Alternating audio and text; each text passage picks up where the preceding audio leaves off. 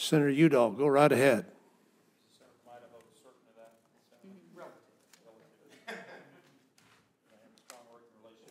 Anything to change that. Thank you. You missed our discussion with Senator Franken about climate change, and would have dovetailed nicely with our legislation on bark beetle infestations that we have in our two states. So I look forward to a complete report of the interchange between you and Senator Franken. I don't think the problem was, I don't think there was a disagreement in the problem. It was the cause of the problem that caused us to have a Well, Senator Franken and I will continue to endeavor to convince you of our point of view, Senator. Please do. Please do. Chief, Secretary, thank you for being here. I was in a markup with an Armed Services Subcommittee. This is the week in which we mark up the entire Armed Services Authorization Bill, so there's a lot going on. Thank you for your patience. I know you visited with Senator Murkowski and Senator Wyden about aviation services. I think you know that I've been discussing this and drawing attention to it for a number of years, almost for a decade, and I hope there's a solution in front of us. But let me turn to a specific Colorado event that relates to aviation services. The Fourmile Canyon fire last year in Colorado was the most devastating in our history. The vast majority of the fire was not on federal land, but federal resources were brought in to fight it. There were, however, reports that it took more than 24 hours for the first aircraft to respond to the fire, and it came from across the state while local resources were passed over. I've asked you all in the state to look into the issue and a variety of other concerns about the fire. We're doing a post-mortem report, which I think will be very valuable, as ones in the past have been. But I think the question again rises whether the federal government's using its aging resources in a most efficient way. Would you be willing to comment on this, and then Ms. Thorson as well in turn? I'd ask you to comment. Well, Senator, with that fire, you know, it's my understanding, which is the case usually when we lose a fire during an initial attack, we had strong winds. And one of the things that I know it's difficult, especially for our communities and the public, to understand that in the high winds, the air tankers do not fly. They're not only they're not effective, and it's not safe. And so it's been my experience that I think in this case the fire was a state fire with working with the county there. They order the resources that they need. And it's been my experience that our incident commanders, whether it's from the state or from Forest Service or any other agency, if they need a large air tanker, they're going to put an order in if they feel it's going to be effective.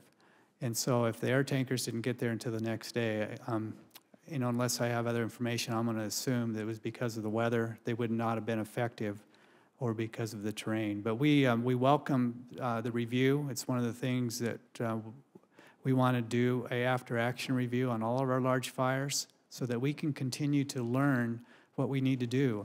And if there's a question about the resources that were not available, that's something we definitely need to look into. But it's been my experience that our incident commanders order the resources that they need when they can be effective. But when we get the winds that we have normally around fires like you had experienced there, is that we're not able to fly, they're not effective, they're not safe. Large helicopters can fly in a little higher winds, but they too, you get over like 35, 40 miles an hour at the very most, and we cannot fly aircraft. I would just note that the issue, maybe I wasn't as clear as I might have been, was also in regards to helicopters and helicopter availability. Ms. Thorson, if you could respond briefly, if I could ask you to, so I could get a second question in during my 5 minutes, I'd appreciate it. Sure, I will keep it very short, Senator. I would agree with the Chief. Look forward to the review. I don't have any specifics on what happened on that fire, but we'll certainly take what we come out of the review and ensure that we've got the processes in place. And the ordering is very consistent, and our folks do it all the time. So as the Chief said, I'm sure there were the idiosyncrasies of the fire that kept them from doing that. So we'll follow up. I very much look forward to that. Let me turn to mitigation. Of course, this has been a part of the conversation today. I know Senator Risch, Senator Bingham, and Senator Murkowski, myself, and everybody else who was here this morning have had the same look on our face that Senator Kyle had, which is a combination of horror and regret and commitment to doing more. What are you doing about mitigation? What more can we do? I just met with a little company in Silver Plume, New Earth Pellets. They've developed a technique where they don't bring the trees to them. They take the drying machine to the tree, and they turn the biomass into wood pellets. And it's the most efficient way, I think, to turn that material into something useful. But if you would, in my remaining time, talk about mitigation and your plans. Well, Senator, what you just mentioned is one of the examples that we need to work with the private industry to find ways to increase our integrated wood products industry to make use of all of this material, whether it's the saw logs or the smaller diameter material. The other key part of that is to be able to treat large enough acres where it really makes a difference.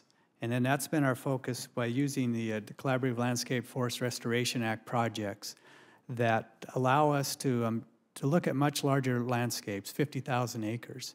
The work we're doing in Arizona with one of the projects there, we are pursuing to do one environmental impact statement to address 750,000 acres. This is what we need to do to be able to move forward, to be able to treat much larger areas. It will also allow investment to occur. We want to continue to use our long-term stewardship contracts so that someone can realize that there's going to be a certain amount of work that's going to be done every year for like the next 10 years so that they can go ahead and make the investment in the equipment like you just mentioned. That's a key tool that we need to continue to pursue. We're working with CEQ to be able to pursue some pilot approaches to taking on this large-scale environmental analysis so that we have their support and their assistance. These are some of the things that we're currently working on that I think will make a difference. Thank you for that. Mr. Chairman, I think two ideas that I've certainly heard would be to make the stewardship contract time frame longer, something on the order of perhaps 15 or 20 years even. Now we've got to keep faith with environmental laws. And then secondly, there's a very interesting idea circulating, and this is tied to the way OMB and CBO work, is you'd actually value the trees at $0, and you would have a more potential of getting the private sector involved. It's counterintuitive, but I'm really intrigued with that idea, and I'd like to work with the committee. Thank you, Mr. Chairman. Thank you very much. Senator Udall, did you have additional questions? Chairman, if I could, you cut me off if necessary. We've been talking about sawmills in Colorado. I don't know the situation in Idaho or New Mexico, but our sawmills, the few that we have, are in real trouble. And the significant reason behind that is that legacy timber sales are no longer financially viable and become a liability. I know Undersecretary Sherman's been working on this, but what can we do to really resolve this issue? There's been a lot of talk, a lot of concern expressed, but boy, the clock is running. Well, Senator, with the mill you're referring to, I think it's the case with, in many parts of the country, is that to be able to maintain this integrated wood products industry, there needs to be, some certainty that the wood's going to be available. And we definitely have the need on the landscape. And I want to go back to your earlier comment about stewardship contracting. Those long-term contracts have proven to be successful.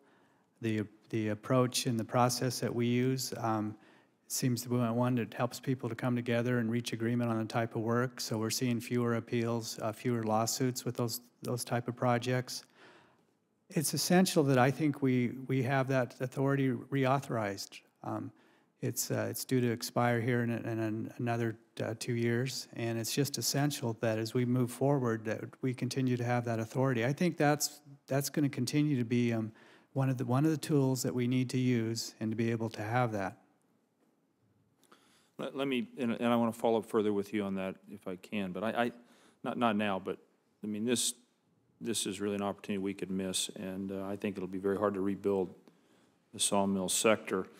Power lines, a big deal in Colorado. I don't know again about other western states, but we have one of the most populous western states, and we have a lot of electricity corridors running through our mountains. Utilities have a point of view. You have a point of view. The projections are, and this is hard to believe, but more and more it's been confirmed, 100,000 trees a day coming down. Well, I mean, that's mind-boggling.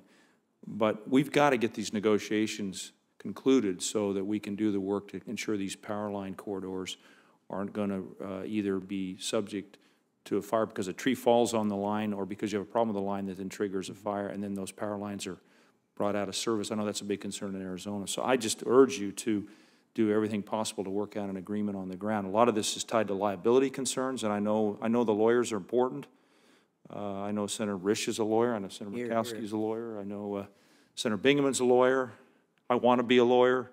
But let's see if we can also bring some common sense to bear here and get a deal so we can. And a lot of these power lines in Colorado are in the mountains. You can't come in the wintertime and do that work. So that's a plea to you, and any comment you'd like to share with us, I would like to hear it. Well, Senator, thank you for the letter you sent us, and we are working on options, and we'll have a response back to you. And I do think we have a couple different options to be able to move forward to address that concern, and also at the same time, satisfy the liability issue too. I'm giving the same speech to the utilities, by the way, so I'm not just picking on you. No, they want to work with us, and it's. I think it's just another opportunity that by working together, not only can we ensure that their lines are protected that we all rely on, but at the same time to be able to also get some additional restoration work done in areas that are adjacent to these lines. Thank you for that. Thanks, Mr. Chairman.